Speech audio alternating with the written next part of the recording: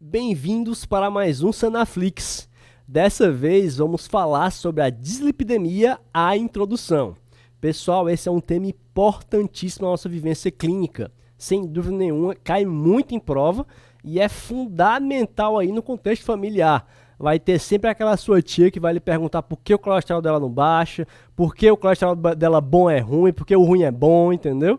Então isso aí é fundamental a gente ter esse conhecimento sobre esse tema tão importante no contexto clínico. A gente vai começar com a introdução, falar um pouco sobre a fisiopatologia, adentrar um pouco em relação à parte dos exames, né, como é que a gente calcula o colesterol e a classificação das dislipidemias.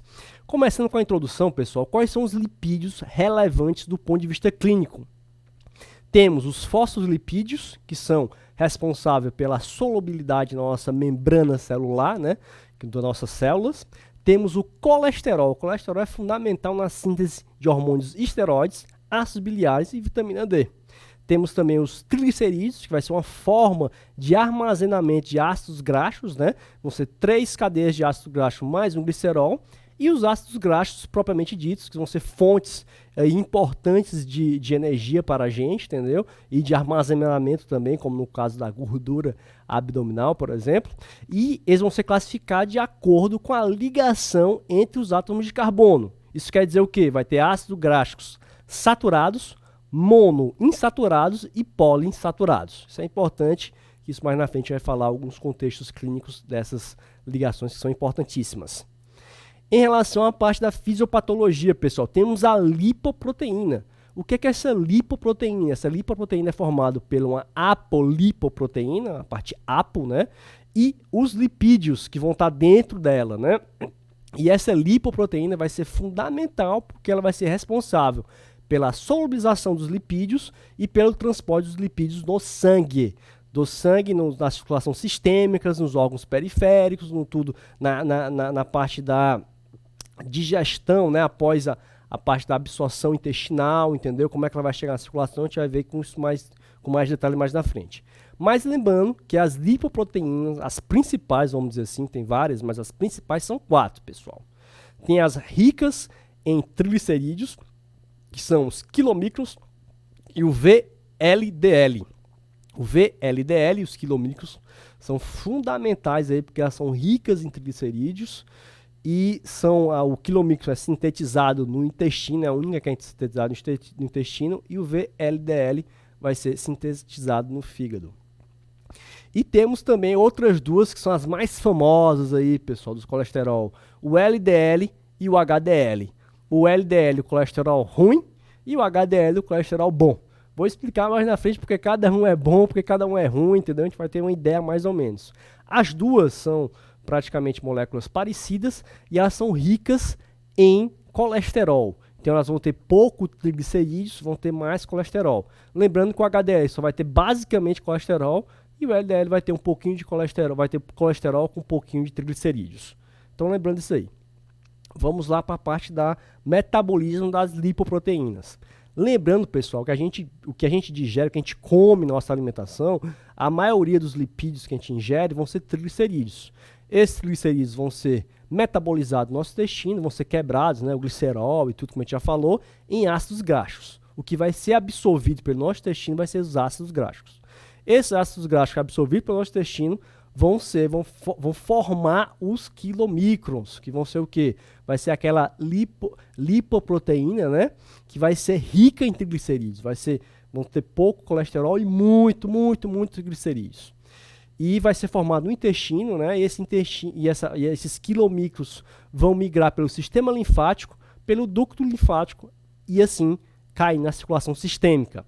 Lembrando que se por acaso fizer uma pulsão inadequada, né, por acaso você vai pegar um acesso central e faz uma pulsão inadequada do ducto torácico, né, você vai puxar, vai vir um conteúdo esbranquiçado, né, que vai ser extremamente rico em triglicerídeos, né, que é a parte da linfa, né, vai estar muito rica em triglicerídeos. Lembrando disso. Chegou na circulação sistêmica, e na circulação sistêmica esse quilomicron vai ser metabolizado pela lipase lipoproteica, LPL. Ela vai estar onde? Vai estar nos endotélios capilares, do tecido adiposo e do músculo. No tecido adiposo vai ser armazenado e no músculo vai virar energia. Então é fundamental que a LPL vai pegar aquele quilomicron e vai tirar triglicerídeos e ácido graxo. Vai tirar, até formar os remanescentes dos quilomicrons. Esses remanescentes do quilomicron vai ser capturado pelo fígado e metabolizado. O fígado vai fazer a metabolização dos quilomicrons e tudo, os triglicerídeos, e vai formar o que a gente chama de VLDL. São lipoproteínas ricas em triglicerídeos, tão quanto os quilomicrons, só que um pouco menos ricas do que os quilomicrons, né? E a apoproteína dessa lipoproteína vai ser a ApoB10, que é fundamental aí para fazer a parte do reconhecimento pelo hepatócito. Então a ApoB10 vai estar bem cheia de ApoB10, né? Vai ser o VDLL, e com o tempo aquela mesma enzima, a LPL, vai reduzir progressivamente os triglicerídeos do VLDL, transformando em IDLL e LDL. Lembrando que o VDLL e o IDL fica muito pouco tempo na corrente sanguínea, entendeu? Porque já quando vê qualquer patógeno, já absorve ele, né? O que vai ficar um pouco mais de tempo na corrente sanguínea vai ser o LDL. E o nível do LDL vai ser regulado, pessoal, isso é importante, pessoal, pela quantidade de receptor do LDL junto à parte ao hepatócito. Então, o hepatócito captura o LDL, né, pelo receptor de LDL, e o nível do LDL vai ser diretamente proporcional à quantidade de receptor de LDL. Então, isso é fundamental. A expressão do LDLR, do LDLR, né, do receptor do LDL, né, os hepatócitos, vai ser o principal modulador do nível de LDL sérico. Então, se meu nível é 200 de LDL sérico, vai estar relacionado à quantidade da minha expressão de LDL, do receptor de LDL, que vai ser muito baixa. Agora, se meu nível de LDL sérico é 50, por exemplo, então vai estar diretamente associado à minha expressão do receptor de LDL, que vai estar muito grande, vai estar todo o tempo puxando LDR para dentro do fígado. Então isso é fundamental. E outra coisa que também é interessante, que é a expressão do receptor do LDL vai estar relacionado ao nível de colesterol intracelular hepático. É só lembrar, pessoal, se o nível de colesterol intracelular hepático está baixo, ele vai produzir mais receptor de LDL para pegar mais colesterol. Então isso é uma coisa meio lógica, entendeu? E existe uma enzima, né, a MG-CoA, que é a hidroximetilglutarilcoenzima A, que é a MG-CoA, redutase, né, que vai atuar na síntese do colesterol intracelular hepático. Então, ela que vai sintetizar o colesterol intracelular hepático. Então, o que é que acontece? Se por acaso eu inibir a síntese do colesterol intracelular hepático, nesse caso, o nível do colesterol intracelular hepático vai diminuir, vai aumentar a expressão do receptor de LDR e vai acabar reduzindo o nível sérico de LDL, entendeu? Então, uma coisa leva a outra, entendeu, pessoal? Então, isso é importantíssimo porque isso é a fisiopatologia de como funciona a estatina, que é os inibidores da hidroximetilglutarilcoenzima A redutase. Então, a estatina vai agir exatamente dessa forma. Lembrando que existe outra molécula também que está ganhando agora uma importância recente, né? Que é a proproteína convertase subdil quercina tipo 9, entendeu? Que é o PCKS9, entendeu, pessoal? Esse PCKS9, ele vai inibir a reciclagem do receptor de LDL. Então, se ele inibe a reciclagem, então ele vai reduzir o nível de receptor do LDL dentro da célula, dentro do hepatócito. Então é fundamental. Se eu por acaso conseguir inibir essa enzima que inibe a parte da reciclagem, vai aumentar a reciclagem, aumentando assim o receptor de LDL. Então essa inibição dessa enzima é onde vai agir as novas drogas, né, que são os inibidores de PCSK9. São novas drogas para a hipercolesterolemia, que realmente são novas no mercado, né, tá vindo agora, né, e está reduzindo muito o nível do LDL. Apesar, mesmo paciente que já usa estatina, reduz bastante o nível do LDL. Então são drogas novas aí, que é esse novo sítio de ação que está sendo descoberto agora, que está sendo feito algumas drogas relacionadas a essa parte dessa inibição. Tá ok? Em relação ao metabolismo da lipoproteína, vamos também falar do HDL, pessoal. O HDL, ele é formado no fígado, no intestino, na circulação, né? E ele vai ter como molécula principal, a apolipoproteína dele vai ser a APO1 e a APO2. Lembrando que ele vai ser responsável pelo transporte reverso, por isso que ele é considerado colesterol bom. Muito bom esse colesterol. Por quê? Porque ele vai estar tirando do tecido periférico para o fígado. Ele está tirando dos endotélios, de músculo do adipócito para o fígado. Então ele vai ser considerado como colesterol bom, porque ele vai fazer o transporte reverso. Temos também aí, pessoal, só uma revisão geral do que a gente falou agora, né?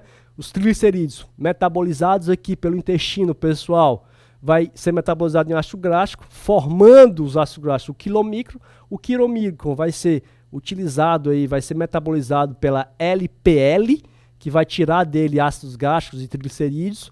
Vai ter os remanescentes dos quilomicros, vão ser absorvidos pelo fígado, e no fígado vai ter essa metabolização que vai produzir o VLDL, que vai ser cada vez mais degradado até LDL. E o LDL, sim, vai ser regulado pelo nível de receptor do LDL. Lembrar disso, pessoal. E por último, o HDL, que vai ser metabolizado pelo fígado e vai ser absorvido pelo fígado também, e vai ser responsável pelo transporte reverso do colesterol. Um pouquinho falar sobre a aterosclerose, pessoal. A aterosclerose, pessoal, todo mundo conhece que é uma patologia, né, de uma origem multifatorial. Relacionada a dislipidemia, hipertensão, tabagismo, etc, etc.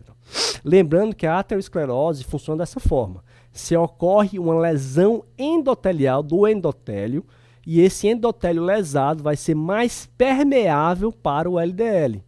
E esse LDL entra dentro do endotélio, né, como a gente está vendo aqui embaixo, né, esse LDL vai ser oxidado, vai virar o que a gente chama de um antígeno, e esse antígeno vai ser absorvido pelo macrófago. Os macrófagos vão se juntar, formando as células esponjosas e as estrias gordurosas, que vão dar início ao quadro da placa de aterosclerose. Essa placa pode ir aumentando no decorrer do tempo, entendeu? E um dia pode vir a se romper. Quando ela tem essa ruptura da placa, aí sim a gente vai ter o quadro clínico fatal, na maioria das vezes, né, em grande parte das vezes, né, que é um quadro de infarto, um quadro de AVC, um quadro de doença arterial periférica, entendeu? Vai ser a ruptura dessa placa aqui que foram formadas pelos macrófagos. Lembrando, por isso que é fundamental o nível do LDL. Por quê, pessoal? Porque o nível do LDL, a magnitude do processo da aterosclerose, vai estar proporcional ao nível do LDL. Lógico, não vai ser só o nível do LDL, vai ter outros fatores, lesão endotelial, blá blá blá, migração de células, inflamação, tem vários fatores relacionados a isso.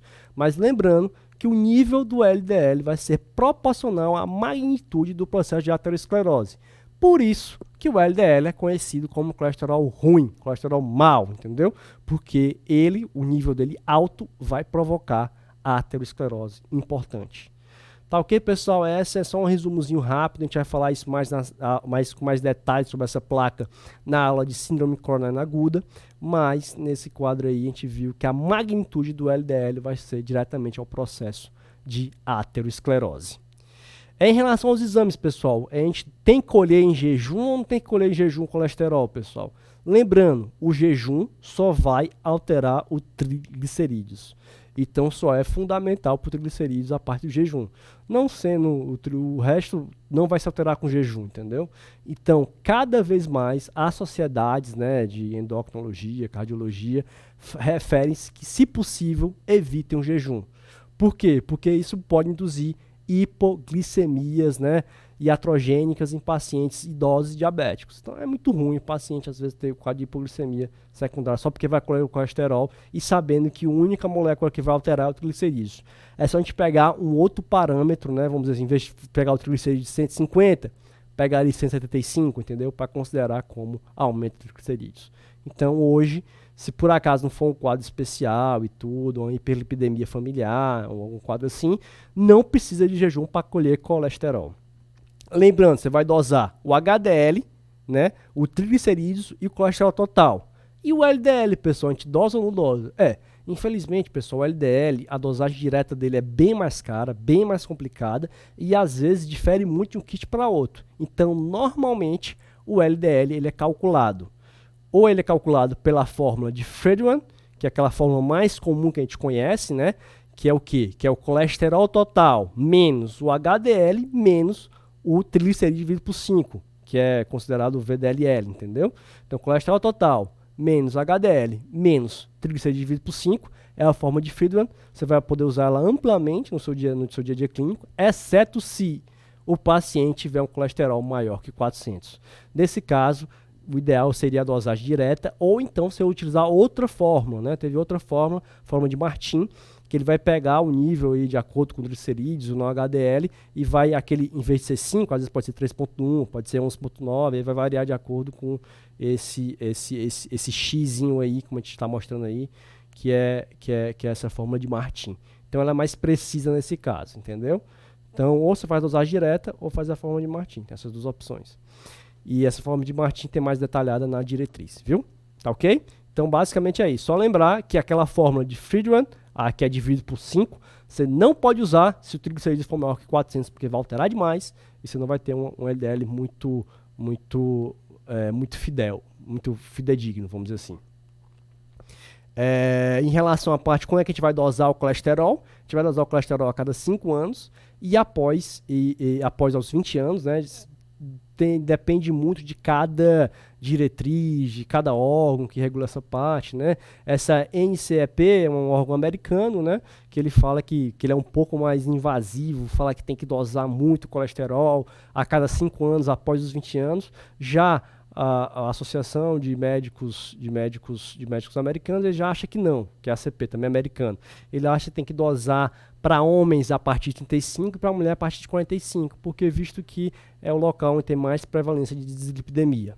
Então, aí você vê, cada um aí vai ter que ver qual a sua rotina aí ideal a ser vista. Em relação, pessoal, à classificação, temos as causas, as causas primárias, nesse caso são as causas genéticas, né? Temos duas causas primárias. As poligênicas, que na realidade são as grande maioria dos pacientes que têm dislipidemia importante, maior que 150, aí vão ser poligênicas, né? Que é a grande maioria dos casos. Que é o quê? São mutações cumulativas. Quer dizer o quê? Uma mutação só que o paciente tem não faz nenhuma alteração. Agora você tem 500 daquelas mutações, aí sim você vai ter uma alteração aí importante no LDL, que junto com algum fator secundário, uma obesidade, um tabagismo, vai alterar significativamente o LDL. Lembrando que essas mutações poligênicas você não consegue identificar, porque são muitas mutações cumulativas, né? Ela não apresenta um padrão de transmissão clássica, né? Ela não é autossômica excessiva ou dominante, ela vai variar demais, entendeu? E é isso, é a grande maioria dos casos. Um caso bem raro, isso aqui, pessoal, é super raro acontecer, entendeu? É quando você tem um quadro de um gene só que causa uma alteração no colesterol. Tem que ser um gene bem importante. Por exemplo, o mais comum que tem é o gene do LDR, né? Do receptor do LDL. Se você tem uma mutação naquele gene do receptor do LDL, que vai ter uma expressão baixa no nosso corpo, então nesse caso o LDL vai para as alturas, chegando a muito alto mesmo, chegando a mais de 300. Nesse caso a gente chama de hipercolesterolemia familiar, entendeu? E é importante porque ele apresenta o quadro, é um gene específico, a sua gênese, e apresenta o quadro de transmissão clássica. Então vai ser aquele quadro que é autossômico recessivo, autossômico dominante, entendeu? E aí é importante a gente fazer o rastreio do caso índice para tratar precocemente os parentes que têm alguma alteração dessa familiar, tá bom, pessoal? Monogênica, super raro. Poligênica, o mais comum de todos, sem que tiver uma aqui. Minha família tem colesterol alto. É a poligênica normalmente, na maioria das vezes, né? A monogênica não, é extremamente raro. Temos também as causas secundárias, aí entra várias patologias, né? Várias doenças e estilo de vida, né? Temos a insuficiência renal crônica, a hepatite crônica, o diabetes, cada um com a sua peculiaridade, né? Vão aumentar mais HDL, vão diminuir HDL, vão aumentar mais triglicerídeos, vão diminuir triglicerídeos, mas lembrando que no colesterol total, por exemplo, no colesterol total, o diabetes tipo 2 vai ter colesterol total normal, só que o HDL dele é baixo, o triglicerídeos é alto e o LDL pode ser normal, só que é bem mais heterogêneo. Temos também a síndrome de Cushing, hipotireoidismo, obesidade, bulimia, anorexia, tabagismo, etilismo, ingesta aumentada de gordura trans. Também é importante, pessoal. É uma das causas que a gente vai combater durante nossas medidas não farmacológicas e o sedentarismo. Das causas secundárias também temos as medicações, né? Lembrados os diuréticos, beta-blocks, anticoncepcionais, corticoides, anabolizante cada vez mais frequente.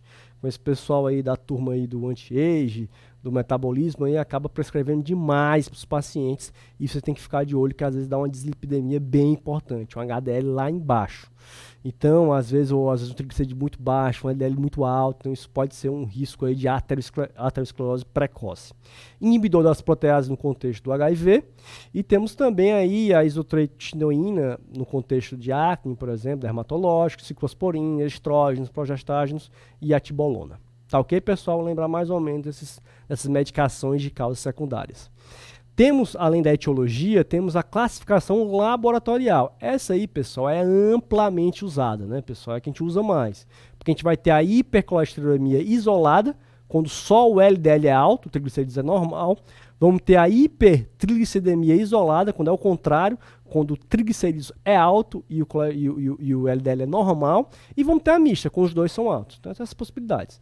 E por último, tem essa aqui, né, que é o HDL baixo, né, que tanto faz ser misto ou não, ou só isolado, mas se o HDL dele é baixo, a gente classifica também como HDL baixo. Então essa é a classificação mais comum, porque é a que a gente utiliza mais no dia a dia e é que está relacionada à parte da terapêutica, sem dúvida nenhuma. Essa aqui você tem que saber decorada, mas é super tranquilo de saber, não tem problema nenhum. Temos uma classificação que a gente chama classificação fenotípica, a de Fredrickson. Essa de Fredrickson, ela foi extremamente usada no passado, entendeu? Ela é usada mais em questões laboratoriais e tudo. Hoje está completamente em desuso, pouco utilizada, mal cai na diretriz, entendeu? Então não precisa saber, só precisa saber que um dia ela existiu, que um dia ela foi o começo da classificação da dislipidemia, hoje não está em desuso, muito pouco utilizada, né? Lembrar que tem a tipo 1, a tipo 2A, a tipo 2B, são 6 tipos, né? E cada uma tem sua característica de acordo com a aparência do soro em 24 horas na geladeira e tudo. A camada superior cremosa, transparente, turvo, entendeu? Aí vai ter de acordo aí com a quantidade de lipoproteína elevada, se é quilomicro, se é LDL, se é LDL. Também a heterogeneidade, mas são só detalhes aí que é um quadro mais histórico. Tem tipo 1, tipo 2A, tipo 2B, tem a 3, a 4 e a 5. São 6 tipos. Tá ok, pessoal? Só em relação à parte dos pontos importantes da aula, pessoal, lembrar da fisiopatologia, né, do metabolismo lipídico, como é que ele é absorvido, como é que ele é metabolizado. Lembrar que a expressão do receptor do LDL é que vai dizer o nível do LDL. Então, quer dizer, se você tem um nível de 200 e o outro tem um nível de 50, vai ser diretamente proporcional à quantidade de receptor que tem no seu hepatócito. Também lembrar que não é necessário mais o jejum para você colher colesterol. Por quê? Porque só vai alterar o triglicerídeos. Aí altera muito pouco, pessoal, de 150 para 175. Então não precisa ficar fazendo jejum, ficar fazendo hipoglicemia iatrogênica. Lembrar também, pessoal, do cálculo do LDL, pela forma de Friedrichsen, que é aquela fórmula que a gente calcula o colesterol total, menos o HDL, menos o triglicerídeo dividido por 5. Tá ok? Essa aí é um cálculo da LDL que a gente tem que usar amplamente, que às vezes o laboratório calcula, mas você também pode calcular, é super tranquilo. O rastreio da dislipidemia, né, lembrando que para pacientes acima de 20 anos, tem alguns locais que colocam para você fazer o rastreio acima de 20 anos a cada 5 anos, outros colocam que é acima de 35 anos para o homem e 45 anos a mulher.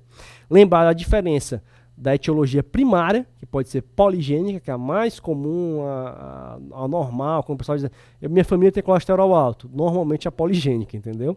Porque ela não faz a parte, são vários genes, então não tem essa transmissão tradicional, se autossômica recessiva ou dominante. E a monogênica, que vai ser aquela que é um gene específico, normalmente um gene relacionado a importante aí, um gene relacionado importante na síntese e metabolismo do colesterol, por exemplo, o receptor do LDL, e ela vai ter aquela transmissão mendeliana, aquela autossômica recessiva ou dominante, e vai ser bem mais raro, e o colesterol vai ser muito alto, vai ser um LDL de 300, 350, então, e muito heterogênico. Temos também que lembrar a classificação laboratorial, que ela é muito fácil, né, que é hipercol isolada, hipertri isolada, hiperlipidemia mista ou HDL baixo. É isso aí, pessoal. A gente se baseou aí na atualização da diretriz brasileira de 2017, que está excelente, muito completa, muito boa. E é isso aí, pessoal. Se vemos aí até a próxima aula.